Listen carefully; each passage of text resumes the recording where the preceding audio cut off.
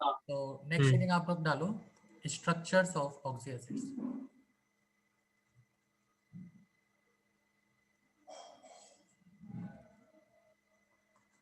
अच्छा, इसे ऑक्सी भी बोल सकते हैं, ऑक्सो भी बोल सकते हैं, एक ही बात है। तो आप देखो ओके। स्ट्रक्चर्स जब आप ड्रॉ करोगे तो उसके कुछ रूल हैं। तो पहले हम उन कंपाउंड्स के बारे में पढ़ेंगे जिसमें सिर्फ एक ही सेंट्रल एटम है। तो जो हम फर्स्ट केस ले रहे हैं,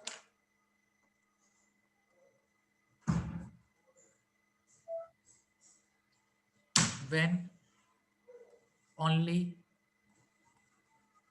one central atom is present. ठीक है, सेंट्रल एटम एक ही बार प्रेजेंट हो। तो उसमें रूल क्या है? सिंपल से रूल है भाई। फर्स्ट, कि जितने भी नंबर ऑफ हाइड्रोजन होंगे उतने ही नंबर ऑफ OH बॉन्ड होंगे। किसके साथ? सेंट्रल एटम के साथ, except except phosphorus acid. Phosphorus acid के लिए ये एप्लीकेबल नहीं है, बाकी किस किस के लिए एप्लीकेबल है? तो ये बोरोन के लिए एप्लीकेबल है ना, कार्बन के लिए एप्लीकेबल है, हाँ। सल्फर के लिए एप्लीकेबल है, नाइट्रोजन के लिए एप्लीकेबल है। फास्फोरस में कुछ केसेस आते हैं जहां पर ये रूल वैलिड नहीं होता है, तो अपन इसलिए फास्फोरस के जो एसिड्स होंगे वो ध्यान से देख लेंगे। बाकी इन सब के लिए ये एप्लीकेबल है, बोरोन, कार्बन, सल्फर, नाइट्रोजन। ठीक है, इन सब के एसिड्स के लिए एप्लीकेबल है। दूसरा, कि आपको क्या चेक करना है? आपको चेक करना है हाइब्रिडाइजेशन।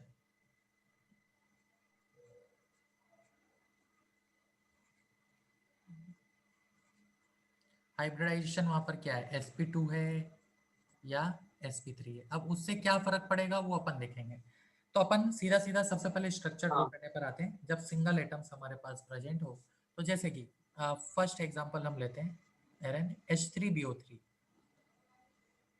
ओके। ठीक है, अब H3BO3 की बात करें तो यहाँ हाँ। पे बोरोन का ऑक्सीडेशन नंबर +3 आ रहा है, देखो अपन ने निकाल के देखा है।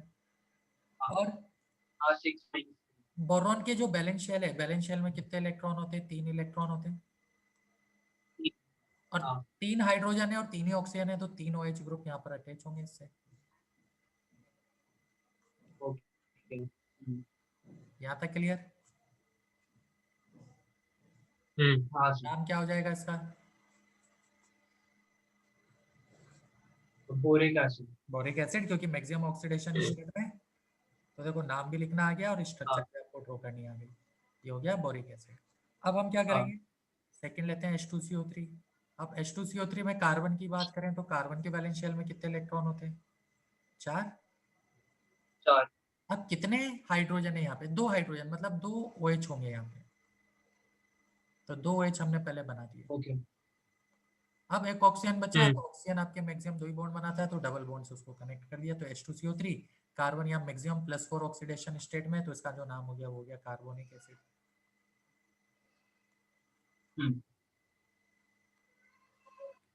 ठीक है, ऐसे ही हम अब हम बात करते हैं HNO3 की, है ना। मैं बिल्कुल बेसिक से ही चल रहा हूँ।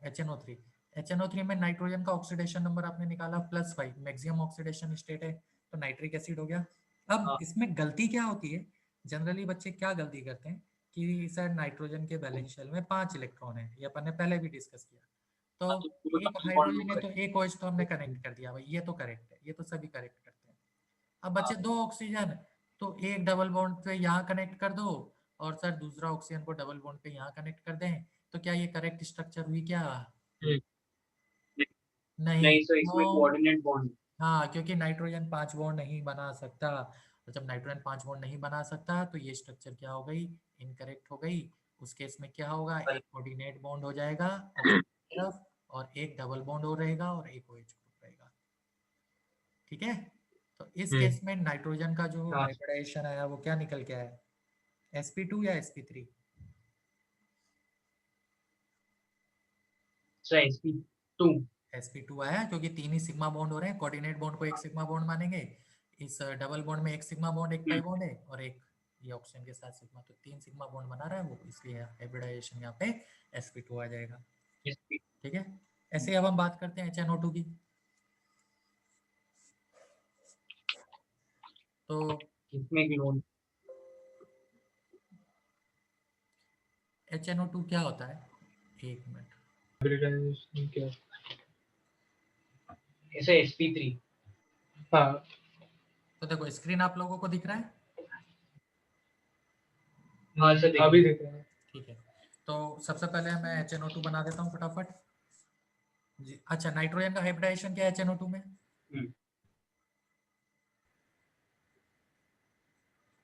NaCN2 2 1 2 सर 3 तो sp2 तो एक तो H होगा, एक डबल बॉन्ड हो जाएगा और एक लोन पेयर। हाँ तो ये एक लोन पेयर, एक सिग्मा बॉन्ड और एक और सिग्मा बॉन्ड, तो ये sp2 हो गया। फिर आपने इसके बाद बनाया होगा H3PO4। तो H3PO4 को हम फास्फोरिक एसिड बोलते हैं, हाँ है ना, जिसमें फास्फोरस के बैलेंस शेल में कितने हैं, 5 इलेक्ट्रॉन है। अब 3 हाइड्रोजन है तो 3 तो क्या होगा यहाँ पे, OH होगा, और एक यहाँ पर क्या हो जाएगा, डबल बॉन्ड हो जाएगा। तो इसको हमने बोल दिया फास्फोरिक एसिड। अब लेकिन नेक्स्ट जो स्ट्रक्चर है वो है, अच्छा हाइब्रिडाइजेशन इसमें sp3 है, 4 सिग्मा बॉन्ड फास्फोरस। हाँ अब देखो मैंने बस बोला था फास्फोरस के केस में हमेशा वो रूल एप्लीकेबल नहीं है कि जितने हाइड्रोजन होंगे उतने ही OH होंगे। जैसे कि H3PO3 की बात करें तो H3PO3 आपको याद हो तो जब अपन ने नॉर्मलिटी पढ़ी थी, नॉर्मलिटी में एन फैक्टर निकालना सिखाया था, वहां भी आपको बताया था कि H3PO3 का जो एन फैक्टर है हाइड्रोजन की वजह से होना तो 3 चाहिए बट 2 निकल के आता है। क्यों निकल के आता है कि इसमें 3 की जगह पर ओनली 2 ही OH ग्रुप होते हैं। तो इसकी जब आप स्ट्रक्चर देखोगे तो 2 तो इसमें OH है और एक क्या प्रेजेंट है इसमें, हाइड्रोजन अटैच है डायरेक्टली किसके साथ, फास्फोरस के साथ। तो ये आपका फास्फोरस एसिड हो गया। हाँ ठीक है। इसी तरह से अपन ने एक और केस देखा था हाँ कि H3PO2 होना इन फैक्टर 3 चाहिए था, लेकिन इसका इन फैक्टर कितना निकल के आ रहा था, 1। 1 क्यों निकल के आ रहा है, क्योंकि इसमें एक ही OH ग्रुप है। तो देखो 5 बॉन्ड तो ये बना रहा है, उसमें OH एक ही है और बाकी 2 हाइड्रोजन डायरेक्टली अटैच है किसके साथ, फास्फोरस के साथ। तो ये 2 स्ट्रक्चर थोड़ा सा आप दोनों ध्यान रखना, हाँ H3PO3 की एंड H3PO2। यहाँ तक क्लियर? हाँ हाँ सर इसके बाद हमें ड्रॉ करना है HNO4। या रुक जाओ, अपन यहाँ तक क्लियर है सभी को? अब अपन क्या करेंगे, अब अपन हाँ पहले सर रूल हाँ देख सर लेते हैं, रूल 2 या केस 2। ठीक है। आपको क्या करना है, केस 2 एप्लीकेबल है व्हेन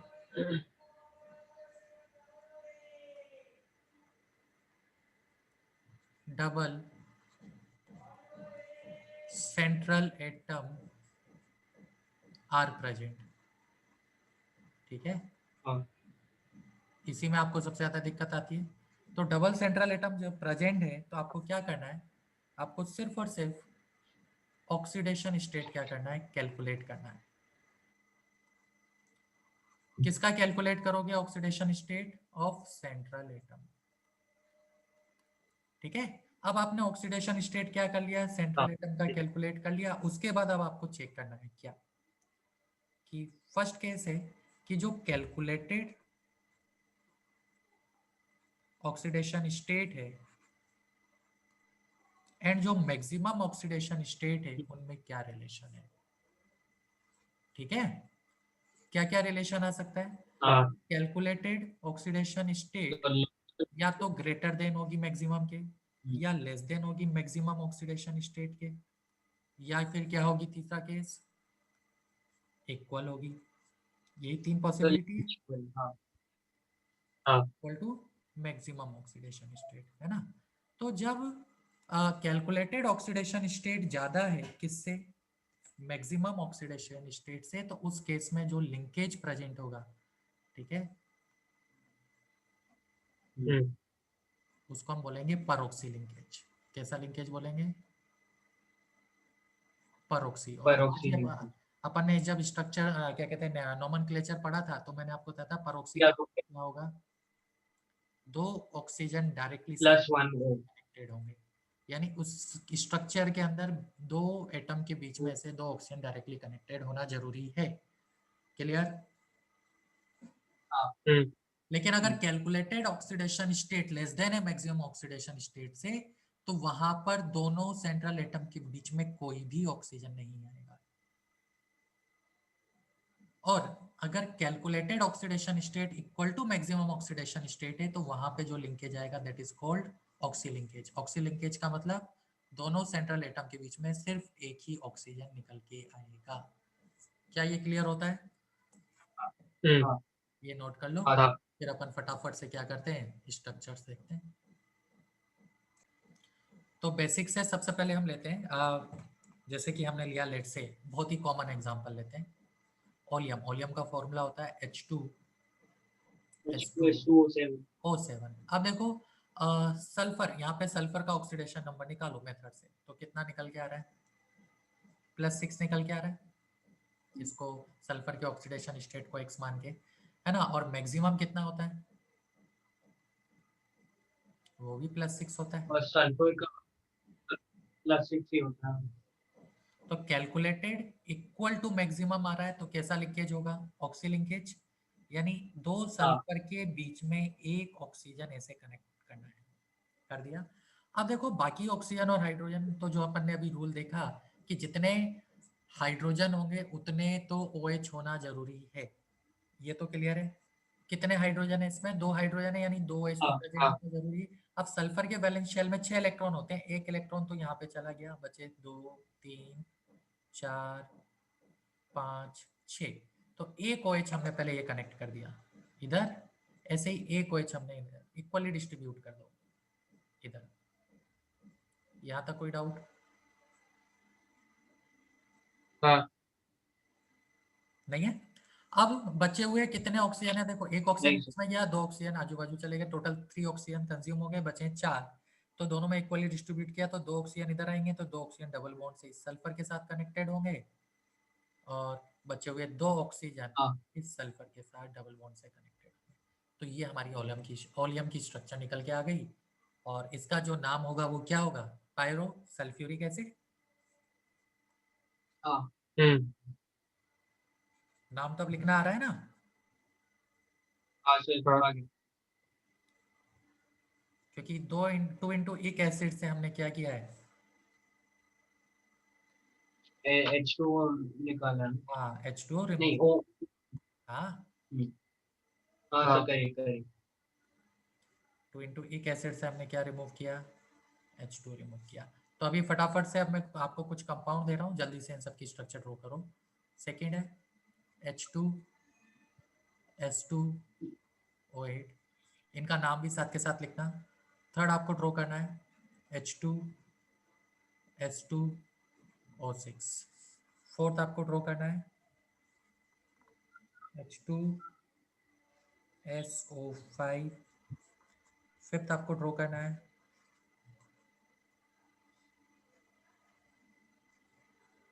H2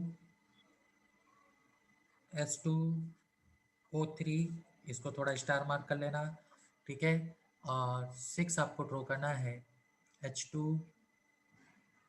6 मैं आपको बताता हूँ जब तक आप ये ड्रॉ करो। हाँ,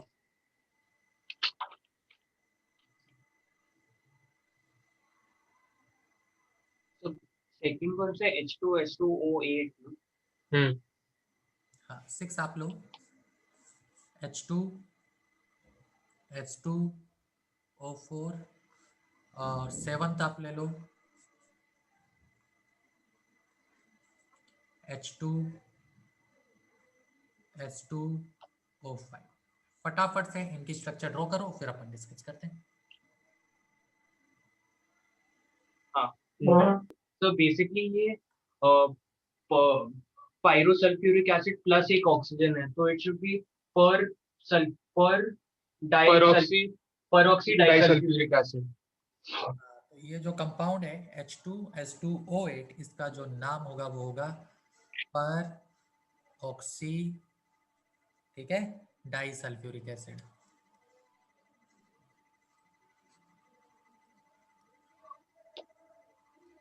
ये ना, पता अपन ने क्या किया है? हाँ, पायरो पायरो एक एसिड प्लस ऑक्सीजन किया। अब बात आती है स्ट्रक्चर हाँ, की। तो इसमें जब आप सल्फर का ऑक्सीडेशन नंबर निकालोगे तो देखो वो +7 आ रहा है, यानी जब हमने कैलकुलेट करके निकाला ऑक्सीडेशन नंबर तो वो +7 आ रहा है, और जो मैक्सिमम होता है वो कितना होता है +6। और तो plus 6 कैलकुलेटेड हाँ ग्रेटर देन मैक्सिमम है, यानी एक परऑक्सी लिंकेज होगा तो एक सल्फर फिर ऑक्सीजन और फिर वापस से सल्फर यहाँ पे प्रेजेंट होगा, ठीक है। हाँ और बाकी तो फिर वही 2 OH तो इसमें है तो दोनों तरफ एक एक इक्वली डिस्ट्रीब्यूट कर दो, हाँ सर। और बचे हुए जो 4 ऑक्सीजन है 2 इधर डबल बॉन्ड के साथ और 2 इधर डबल बॉन्ड के साथ। हाँ हाँ तो ये हाँ हमारी तो सेम स्ट्रक्चर हुई किसकी, परऑक्सीडाइज्ड सल्फ्यूरिक एसिड। इसका हाँ कॉमन नाम भी आपको याद रखना है, इसको हम कौन सा एसिड बोलते हैं, इसको हम मार्शल एसिड बोलते हैं। ये कॉमन नाम भी कभी पूछ लेते हैं कि which of the okay following is the formula of Marshall acid, तो इसको हम मार्शल एसिड,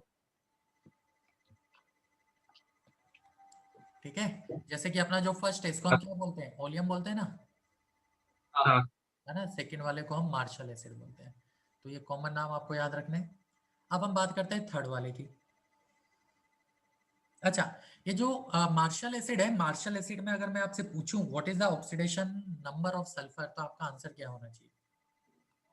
सर किसका मार्शल एसिड में oxidation number of sulphur. Sir 7 sir होना ये चाहिए। सर एक मिनट हाँ। कुछ कंपाउंड्स रहते हैं ना जिसमें सिर्फ अच्छा नहीं भाई नहीं ये नहीं बोला एक ना मिनट एक मिनट। मार्शल एसिड, ये रहा वही H2SO। ना प्लस तो अब आप क्या हाँ करोगे, आपने प्लस नॉर्मल मेथड से निकाला तो वो +7 आ रहा है, हाँ तो आप +7 आंसर करके आओगे या कुछ और करके आओगे। तो आप लोगों को याद हो तो रेडॉक्स में मैंने आपको पढ़ाया था कि ऐसे कंपाउंड जिसमें मैक्सिमम से ज्यादा आ रहा है ना, तो आप क्या करो हाँ मेथड के उसको साथ उसकी स्ट्रक्चर से जाओ। हम्म, तो यहाँ पे देखो सल्फर हाँ अदर एलिमेंट के साथ टोटल कितने बॉन्ड बना रहा है, 6 बॉन्ड बना रहा है, यानी इस सल्फर का जो हाँ ऑक्सीडेशन स्टेट है वो +6 है। सिमिलरली इस हाँ सल्फर का भी ऑक्सीडेशन स्टेट क्या है, +6 है। तो आप जो आंसर लिख के आओगे ना वो +6 लिख के आओगे। कोई डाउट। तो हाँ तो समझा। केमिकल बॉन्डिंग में हमने ऐसे भी किए थे ना जिसमें अगर दो सल्फर है पर दोनों के अलग ऑक्सीडेशन स्टेट भी हो हाँ सकते हैं। बिल्कुल वो आएगा, इसमें भी आएगा वो भी। एक दो क्वेश्चन मतलब एक दो स्ट्रक्चर में है वो। तो अब जैसे कि हम हाँ थर्ड वाले की बात करें, है ना। तो थर्ड वाला जो है हम्म, H2SO6 है, तो सबसे पहले तो इसका नाम क्या होगा, हम्म, है ना। तो इसको हम कौन सा एसिड बोलते हैं, इसको हम बोलते हैं डाईथायोनिक एसिड। ये नाम लिख लेना इसका, आयोनिक एसिड। डाईथायोनिक एसिड। तो पर इसका नाम तो हाइपोसल्फ्यूरिक एसिड, ये इसका कॉमन नाम है। ये हाँ मतलब आप हाइपोसल्फ्यूरिक एसिड बोल सकते हो, लेकिन हम्म, है ना इसको हम दूसरा जो नाम बोलते हैं वो क्या बोलते हैं, डाईथायोनिक एसिड। जैसे इसको मार्शल एसिड बोलते हैं ना, हाँ हम्म, है ना ऐसे।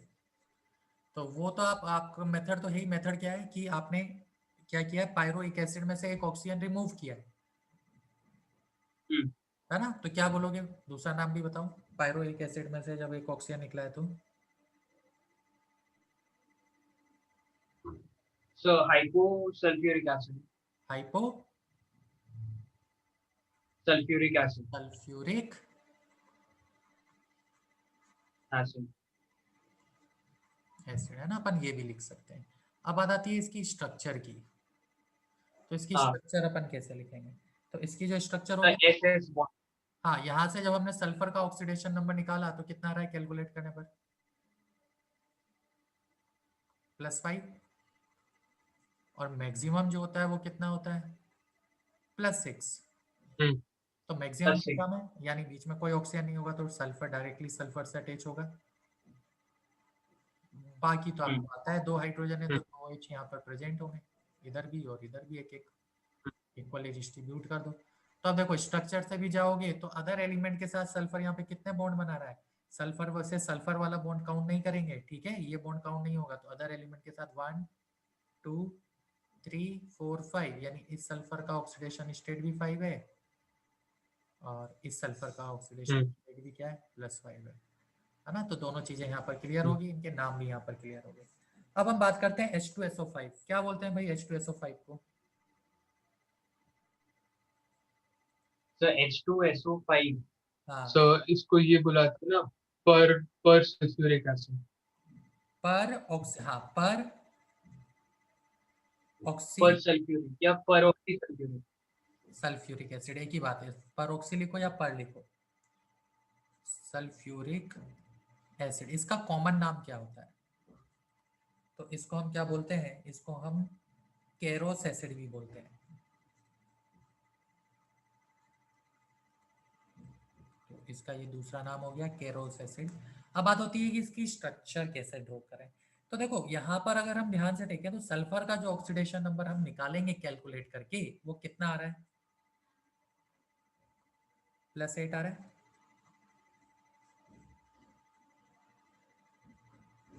हेलो, ठीक है। तो इसका जो कॉमन नाम है वो तो केरोस एसिड है। अब बात आती है कि इसकी स्ट्रक्चर कैसे ड्रॉ करें। तो जब हमने नॉर्मल मेथड से यहाँ पे सल्फर का ऑक्सीडेशन नंबर कैलकुलेट किया तो वो कितना आ रहा है? +8 निकल के आ रहा है। नॉर्मल मेथड वही है, +8। लेकिन हमें पता है कि सल्फर का तो मैक्सिमम +6 ही हो सकता है। हाँ। इसका मतलब इसमें एक कौन सा लिंकेज प्रेजेंट? सल्फर एक हाँ, परोक्सी लिंकेज होगा। तो सल्फर ऑक्सीजन ऑक्सीजन, एक लिंकेज तो ये हो गया। अब देखो इसके अलावा 2 ऑक्सीजन यहाँ जा चुकी है, 3 ऑक्सीजन और बची है और 2 हाइड्रोजन है, तो 2 तो OH होना कंपलसरी है। तो एक हाँ। H इधर दे देंगे, क्योंकि तभी हमारा क्या होगा, ये वैलेंसी सेटिस्फाई करेगा। एक OH इधर आ गया। अब बचे 2 ऑक्सीजन, तो वो डबल बॉन्ड के साथ कनेक्ट हो जाएंगे। This is the structure of केरोस acid. और एक्चुअल जो ऑक्सीडेशन नंबर आएगा इसका सल्फर का, इसमें वो कितना आएगा? +6 आएगा। +8 रॉन्ग आंसर है, +6 इसका करेक्ट आंसर है। ठीक है। हाँ। अब हम बात करते हैं H2S2O3। ठीक है। तो H2S2O3 का जो नाम है वो क्या है? तो सबसे पहले इसका नाम लिखो आप, थायो हाँ। Sulphuric acid.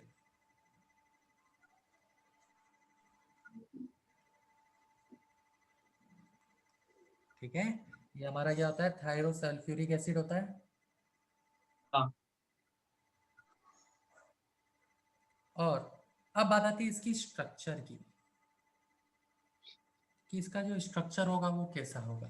तो ये भी मैंने आपको रेडॉक्स में ऑलरेडी बताया था किसी जगह पर, कि यहाँ पे एक सल्फर एक दूसरे सल्फर के साथ डबल बॉन्ड से कनेक्टेड होता है, और बाकी जैसे H2SO4 है ना, H2SO4 में क्या किया, एक डबल बॉन्ड ऑक्सीजन को हटा के उसकी जगह एक डबल बॉन्ड सल्फर लिया, बाकी as it is. So this is the structure of thiosulphuric acid. अब बताती है कि यहाँ पर सल्फर का ऑक्सीडेशन नंबर क्या होगा। तो देखो ये ऑक्सीजन की जगह पर आया है सल्फर, इसलिए ये जो सल्फर है ना इसमें -2 ऑक्सीडेशन नंबर शो करेगा। तो उसके बेसिस पे ये जो सल्फर है ना, इसका जो ऑक्सीडेशन नंबर आएगा इसका तो +6 ही आएगा। हाँ। ठीक है। तो अगर कभी आपसे पूछा जाए what is the oxidation number of sulphur in thiosulphuric acid या H2S2O3, तो आपको आना है -2, +6। ये दोनों इसके क्या होंगे? करेक्ट ऑक्सीडेशन नंबर होंगे। हाँ। क्लियर है? बढ़े आगे। हाँ। नेक्स्ट आता है अब हमारा H2S2O4। तो ये जो H2S2O4 है इसको हम क्या बोलते हैं? कोई कॉमन नाम आप लोग बताना चाहो। H2S2O4, तो O4 का नहीं पता। तो ये कहलाता है डाई, देखो इसको क्या बोलते हैं, H2S2O6, ये हो गया डाई थायोनिक एसिड। हाँ। एसिड के 2 मॉलिक्यूल में से H2O2 निकला था। हाँ। ऐसे ही अस एसिड के 2 मॉलिक्यूल में से जब हम H2O2 निकालेंगे तो क्या बनेगा? तो ये हो जाएगा सो हाइपो डाई थायोनस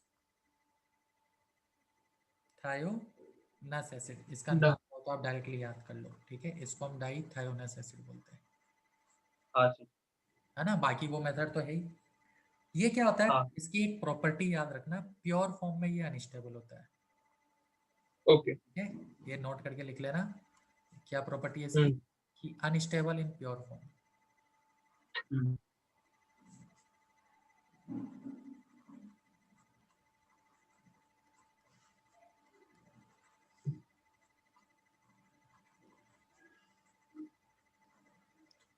ठीक है, ये क्या होता है, अनस्टेबल होता है प्योर फॉर्म में। और इसकी जो स्ट्रक्चर है वो तो अब आप लोगों ने, अच्छा सल्फर का ऑक्सीडेशन नंबर यहाँ से निकालो तो कितना आ रहा है? 3 आ रहा है आई थिंक, +3 +3 हाँ। है ना।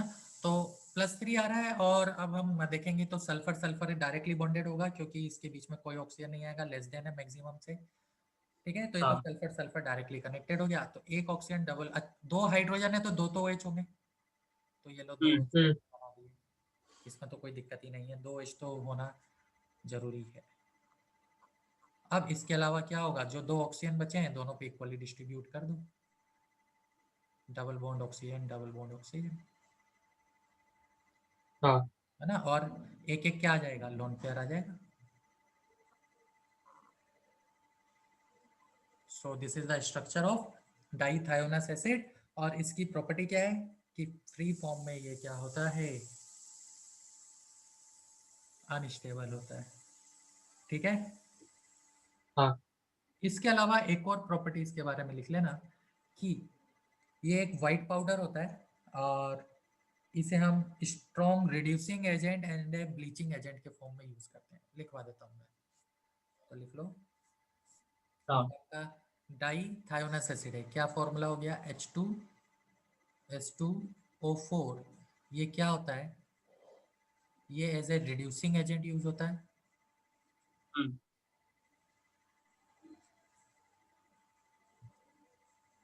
ठीक है, ये प्रॉपर्टी भी पूछ ली जाती है कभी कभी। इसके अलावा इसको हम ब्लीचिंग एजेंट के फॉर्म में भी यूज करते हैं। ओके।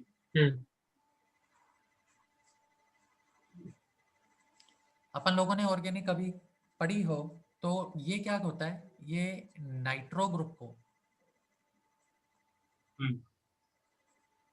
किसमें रिड्यूस करने के लिए यूज किया जाता है, एमिनो ग्रुप में रिड्यूस करता है।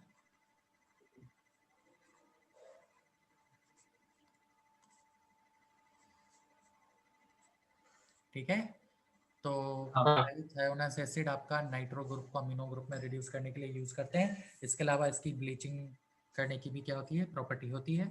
और ये किस फॉर्म में अनस्टेबल होता है, प्योर फॉर्म में अनस्टेबल होता है। यहाँ तक सारे पॉइंट्स आई थिंक आपको क्लियर हुए होंगे।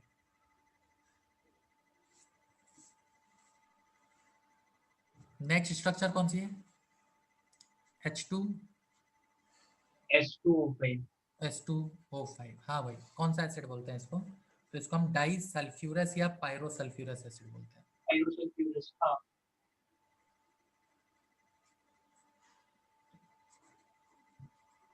डाई सल्फ्यूरस या पायरोजन। सल्फ्यूरस एसिड बोलते हैं। ठीक है, हाँ अब ये भी क्या होता है, जो आपका अदर एसिड्स हैं तो ये भी फ्री स्टेट में एग्जिस्ट नहीं करता, तो लिख लेना डस नॉट एग्जिस्ट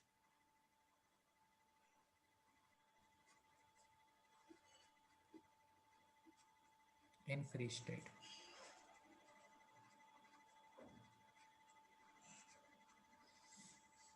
ठीक, अब हाँ। क्वेश्चन ये है कि इसमें सल्फर का ऑक्सीडेशन स्टेट क्या है, तो उसके लिए हमें क्या करना पड़ेगा, हमने यहां से निकाल के देखा, यहां से निकालेंगे तो कितना आ रहा है भाई, सल्फर का ऑक्सीडेशन नंबर +4 आ रहा है, +4 लेकिन ये रॉन्ग आंसर है। ठीक है, ये हमारा क्या दे रहा है, एवरेज ऑक्सीडेशन नंबर दे रहा है ये। तो इसका जब हम एक्चुअल ऑक्सीडेशन नंबर हमें निकालना है तो हमने इसकी स्ट्रक्चर बनाई। अच्छा, लेस देन से कम है, मतलब मैक्सिमम से कम है, तो सल्फर सल्फर से डायरेक्टली अटैच होगा। अब देखो 2 हाइड्रोजन है तो 2 OH ग्रुप तो यहाँ पे प्रेजेंट होने, हाँ। अब बचे कितने, 3 ऑक्सीजन। अब 3 ऑक्सीजन को 2 सल्फर में डिस्ट्रीब्यूट करना है, तो एक तरफ 2 ऑक्सीजन जाएंगे और एक तरफ एक ही ऑक्सीजन जाएगा, तो एक उसके ऊपर लोन पेयर आ जाएगा। तो ये स्ट्रक्चर होती है हमारी डाइसल्फ्यूरस एसिड की। और अगर अब मैं ऑक्सीडेशन नंबर की बात करूं तो इस सल्फर का जो ऑक्सीडेशन नंबर आएगा वो कितना आएगा, +5। हाँ इस सल्फर का जो हाँ ऑक्सीडेशन नंबर आएगा वो +3 आएगा। अदर एटम के साथ कितने बॉन्ड बना रहा है, तो देखो इन दोनों का एवरेज लो, +5 और +3 का एवरेज लो तो +4 ही आ रहा है।